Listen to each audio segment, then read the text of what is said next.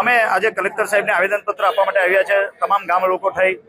કે ભાઈ આ મહાકાય ઉદ્યોગોને જે સરકાર તરફથી જે જગ્યા ફાળવવામાં આવી છે અને એની રજૂઆત માટે અમે આવ્યા છે કે આવી કિંમતી જમીન સરકારી અને ગામની નજીકની જમીન હોય તો એમને બચાવવા માટેનો ગામ લોકોનો પૂરો પ્રયાસ છે કે આવી જમીનો તમે કંપનીને ના આપો। સરકાર પાસે અમારી એટલી જ માંગણી છે કે સાહેબ તમે એ લોકોને એની આગળની જમીન ખેડૂતોની પોતાની માલિકીની જગ્યા છે એ જમીન વેચાણ લઈને પણ કંપનીએ જો કરવું હોય તો એની અંદર ટાઉનશીપ બનાવી શકે છે, પરંતુ સરકારી આવી જમીન મહામૂલી જમીન જો રવા દેવામાં આવે તો ઘણા ગામ લોકોનું અંદર રોજીરોટી મળે એ અમારો ઉદ્દેશ છે। અને તેના ખાડીની અંદર જે અમારા પાણીનો નિકાલ થઈ રહ્યો છે એ મોટી ખાડી છે અને આજુબાજુનું તમામ ગામનું પાણી એ ખાડીથી દરિયા મારફતે